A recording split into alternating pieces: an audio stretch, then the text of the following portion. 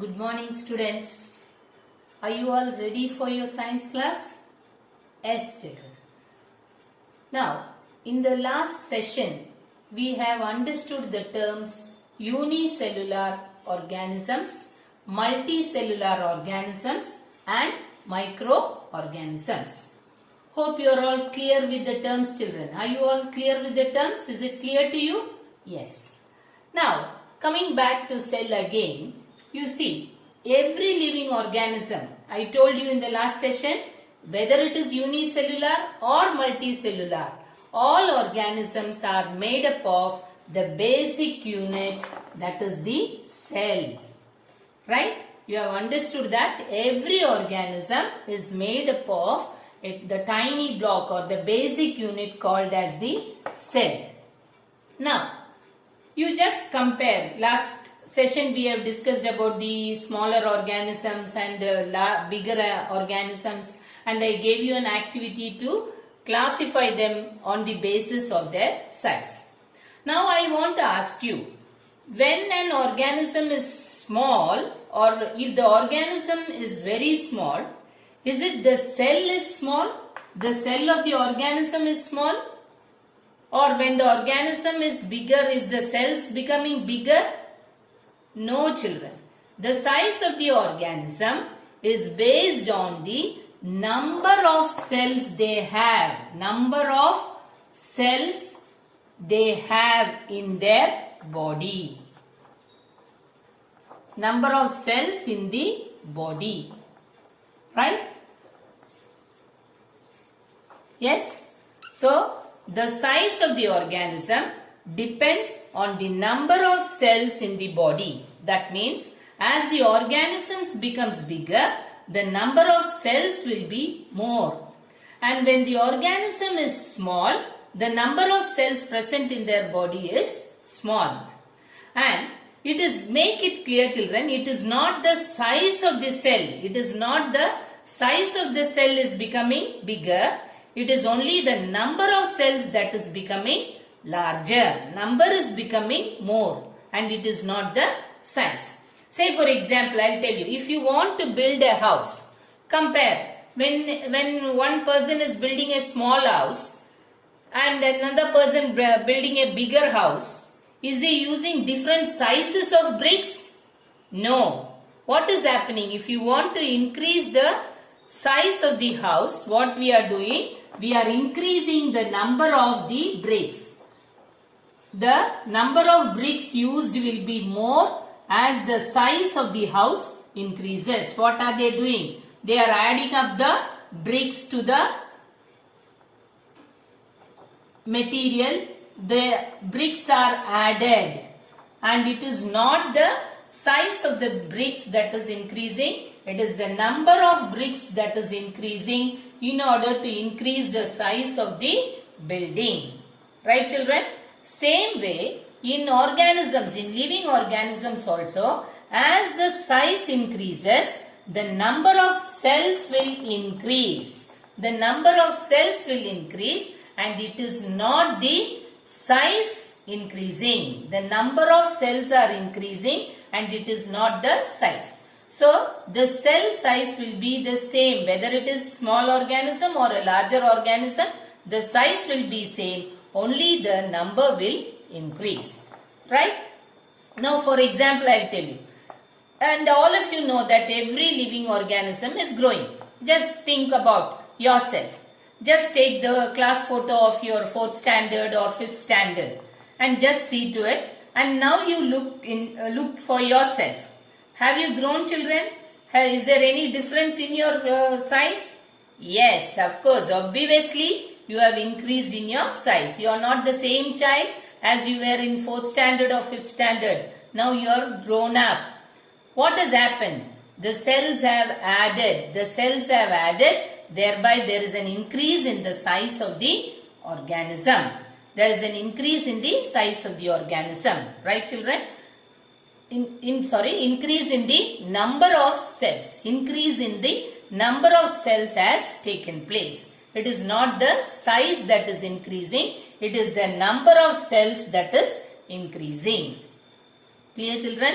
Make that point clear. when an organism is growing, it is the number of cells that is increasing and it is not the size of the cell increasing. Clear, children? So as the number of cells increases, the size of the organism also will increase. Now, for example, I tell you, if you want to compare, see, we have many types of cells. If you consider human beings, we have millions of cells in our body. We have got millions of cells in our body. And if you want to compare, you take a cheek cell. Why consider cheek cell is? Cheek cell is the easiest cell to be taken from our body. And next is the blood cells. Now in the next session, I will teach you how to take the cheek cell and prepare a slide. Now you come back. When you take a cheek cell of a small child, right? The cheek cells will be taken from the cheek, from the inner part of the cheek. The cheek cells are taken from a small child. A small child.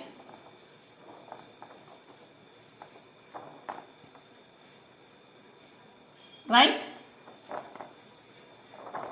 Yes? And a cheek cell is taken from an adult.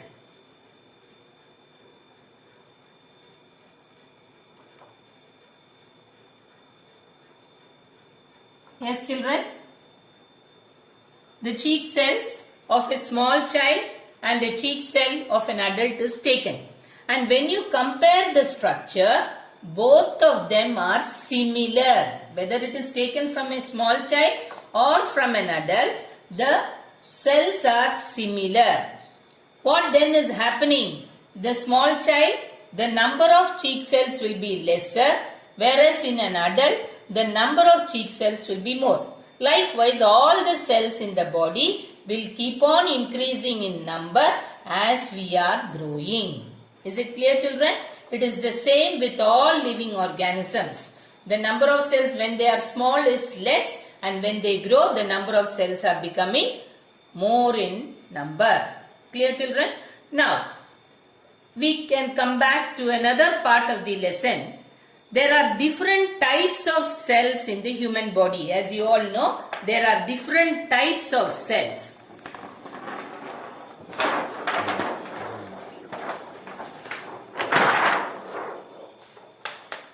There are different types of cells in the human body.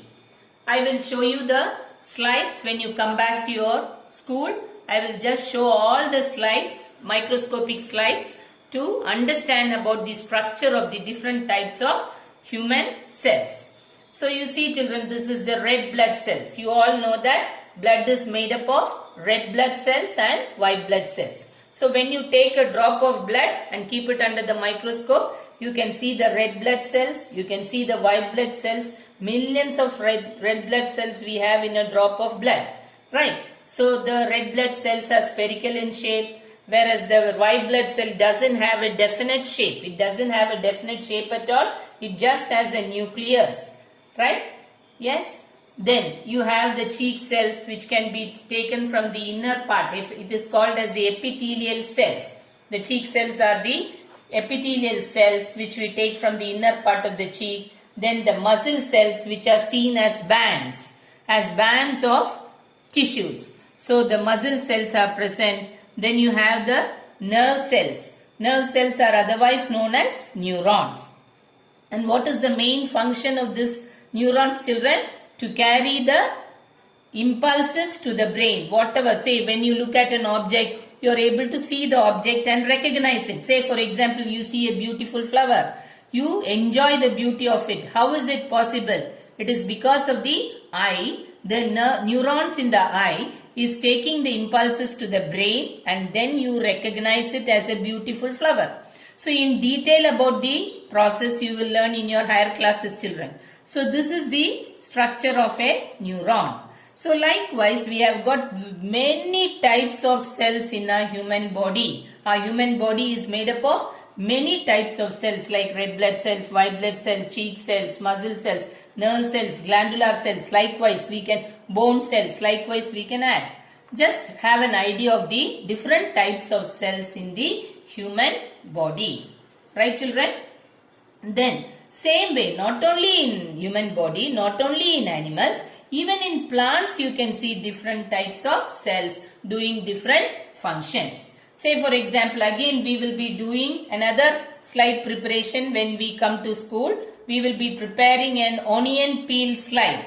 Onion, you all know what is an onion. So you will take the outer peel of it, mount it under the microscope. You can see the rectangular cells. These are the epidermal cells, which is for protection in the case of the plants. So these epidermal cells can be seen clearly when we are making an onion peel slide.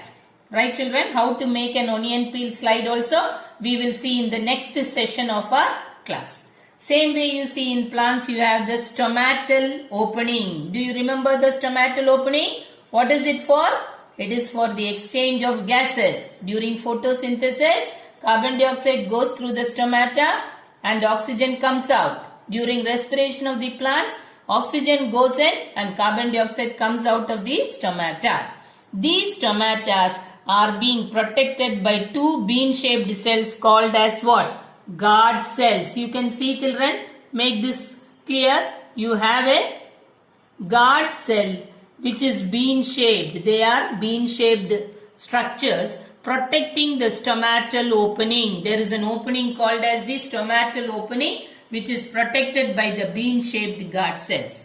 Likewise in plants you have xylem cells, phloem cells which you will be studying in detail when you go to your higher classes. Now just have an idea.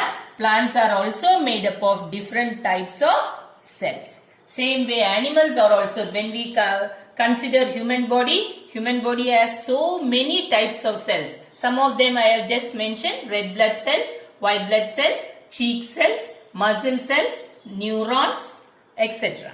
Right children? So now in this class you have got an idea that all organisms are made up of cells and the number of cells is becoming more as we are growing, or the increase in the size of the organism is due to what? Due to the increase in the number of cells, and it is not the size of the cell that is increasing.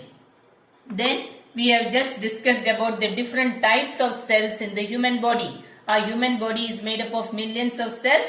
Some of them I have cited here. You just have an idea of all these types of cells. Next you see children, even in plants we have different types of cells. Some of the cells I have mentioned here.